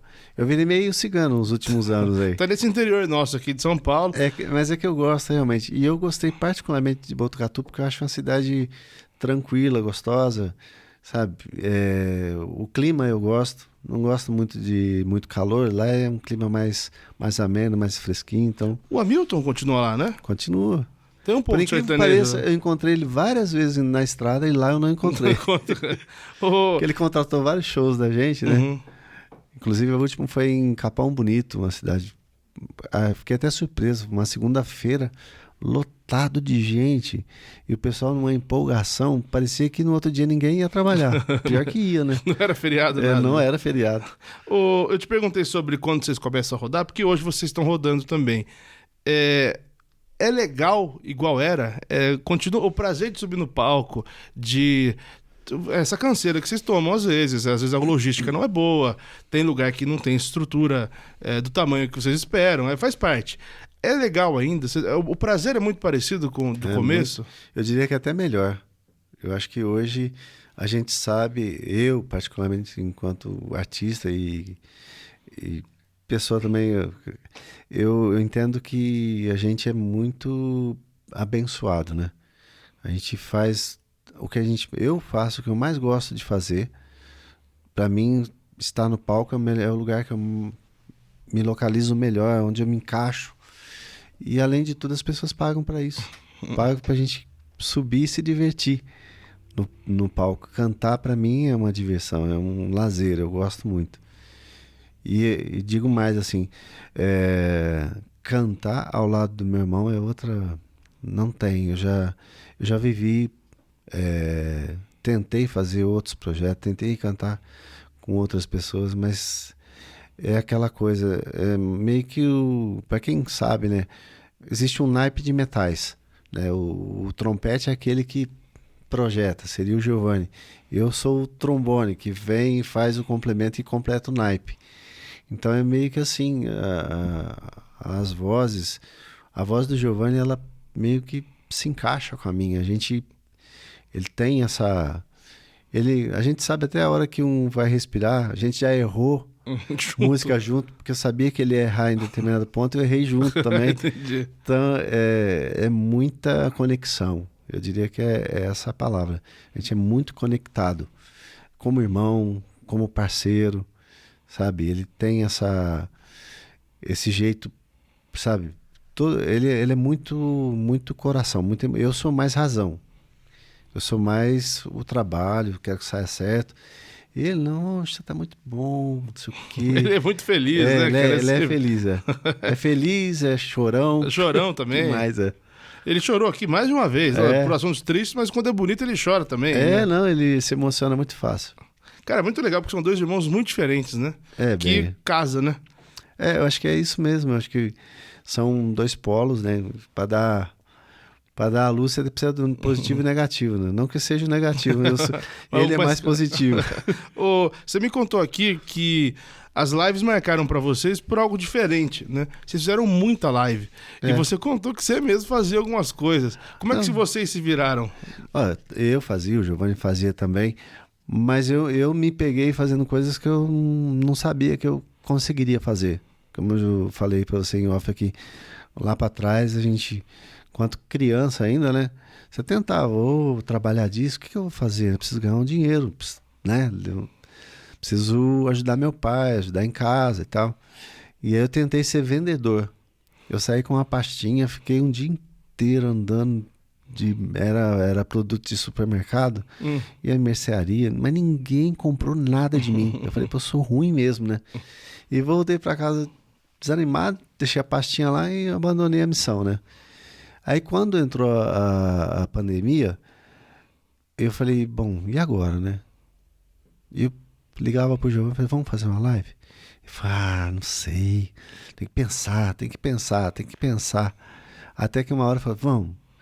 Aí eu falei, então tá. Aí eu fui correr atrás de patrocínio para essa live. Eu liguei para um, liguei para outro, e eu percebi que eu fui tendo, sabe, um feedback legal, as pessoas respondendo. Você lembrou daquele moleque lá? E tal, eu falei, pô, quer dizer que eu não sou tão ruim de venda assim não, né? E acabou que, na verdade, naquele momento a gente aprendeu algo muito importante, porque até na primeira live que a gente ia fazer, a gente nem tinha inscritos bastante que pudesse fazer uma live, precisava ter 1000. A gente tinha nada, uns 20, talvez. Então a gente meio que buscou esses 1000 para fazer a primeira live, para o YouTube aceitar, né? Transmitir a nossa live. Aí quando a gente arrumou, sei que foi 1040 que deu. Foi difícil pra caramba. Você começou, através do Instagram, a gente meio que convocar as pessoas pro nosso canal do YouTube, que nem existia direito. Porque uma parada dupla, né? Até antes. Não, mas nem por isso, a gente já tinha voltado, né? Só que da internet a gente era meio órfão, a gente não tinha ela como um canal legal, né? E aí que a gente buscou o YouTube, fizemos a primeira live, deu em torno de 100 e poucos mil em tempo real, que era coisa... E uma das coisas que a gente nunca fez, a gente nunca turbinou, porque tem alguns artistas que a gente sabe que foram lá e turbinaram a live, fizeram um artifício lá para poder passar de 2 mil para 20 mil, né? Sim.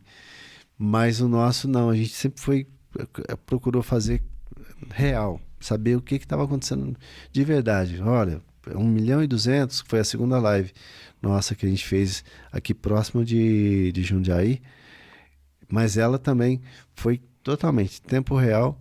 A live bateu 1.200.000 assistindo a live da gente. Aí foi que a gente passou a existir mais ainda na internet, que até então tinha lá, né, na verdade nem a gente mesmo subia música para plataforma digital, a gente não tinha isso, não tinha essa dinâmica. Foi a partir daí que a gente começou a entender como é que funcionava a internet para nós enquanto artistas. E no final das contas, quantas lives vocês fizeram?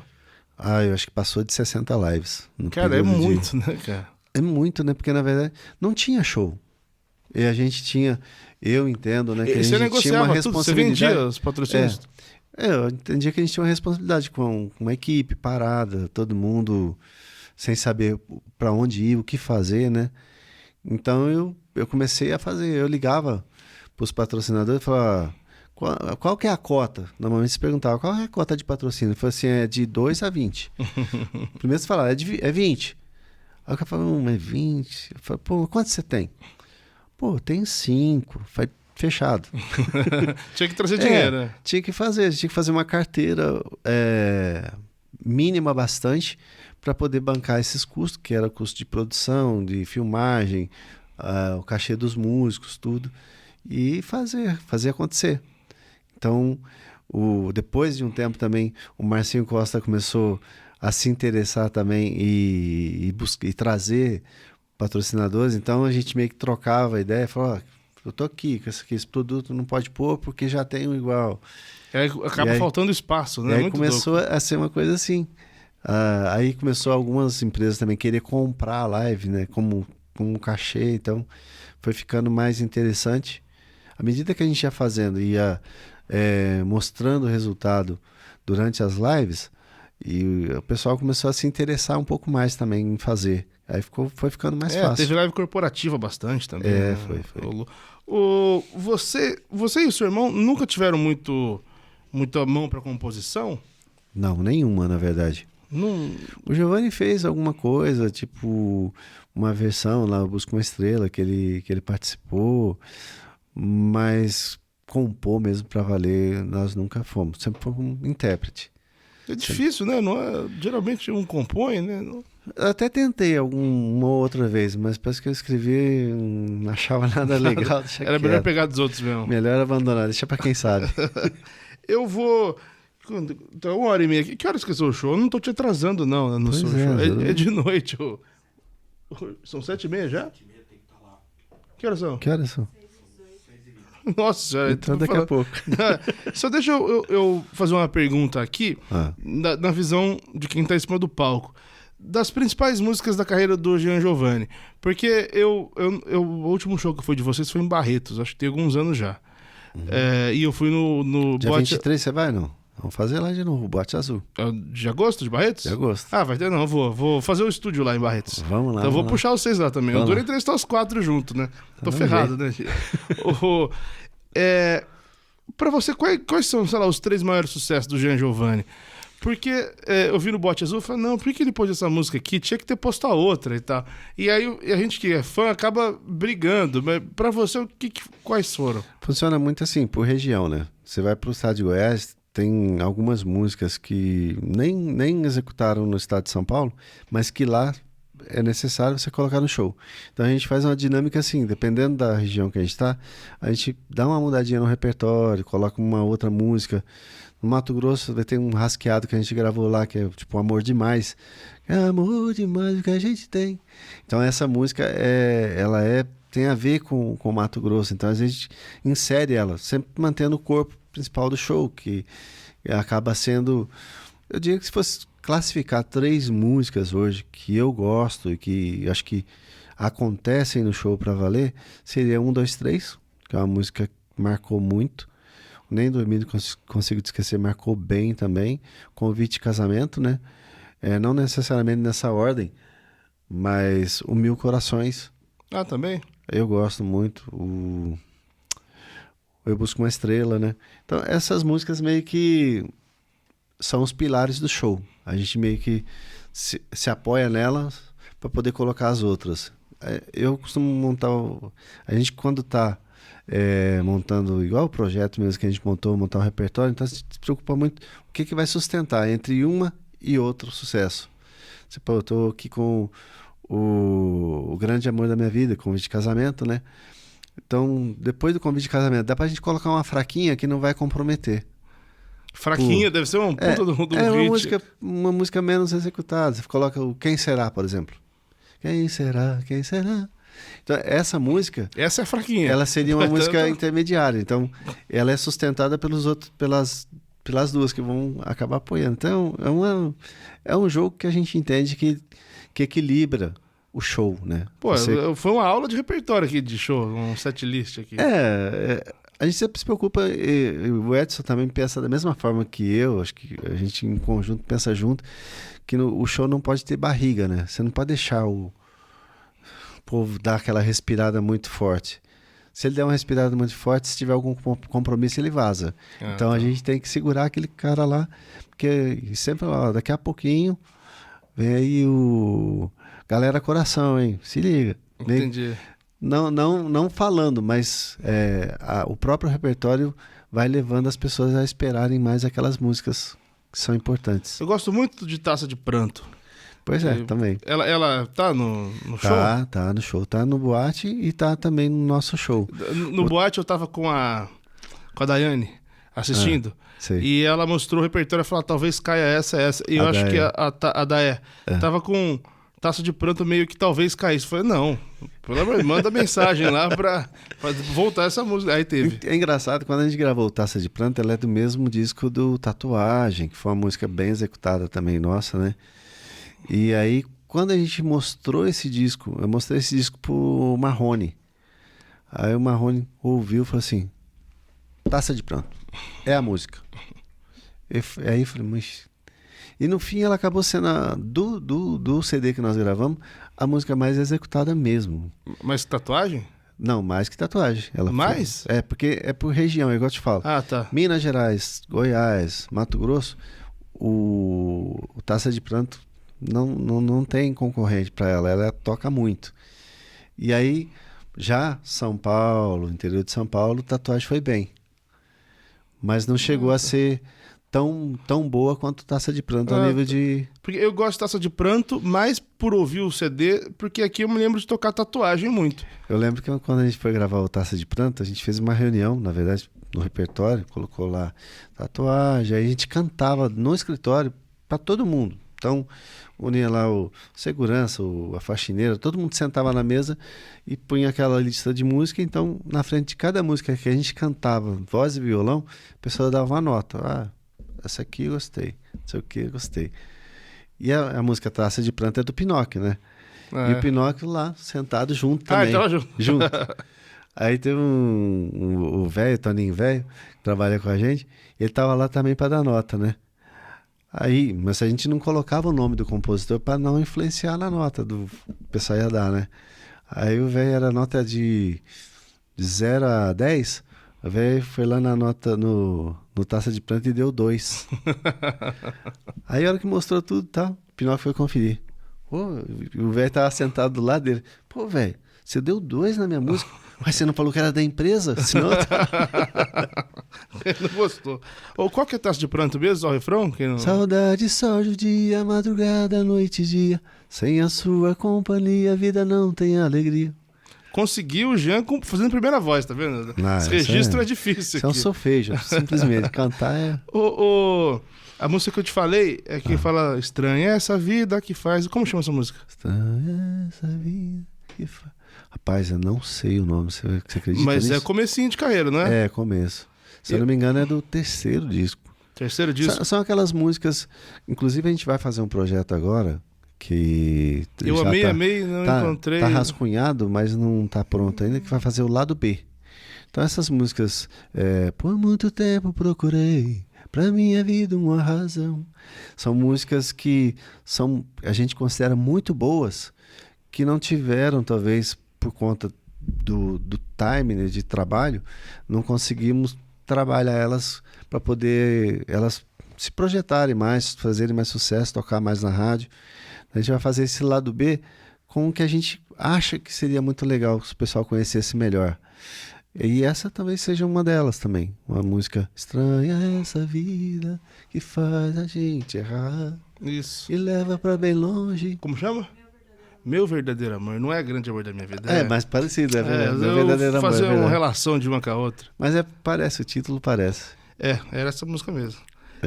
E esse lado B, tomara que porque tem muita música boa que fica, né? Tem, igual você falou, a maioria das pessoas, Tentativa é uma das músicas muito pedida em show. Eu acho que foi Menina o que o Rick Juliano pediu pra vocês, Tentativa, essa mesmo. Menina da Loja também é uma música... É boa também. Nossa, o pessoal pede muito. Tem uma outra também que fala do cheque.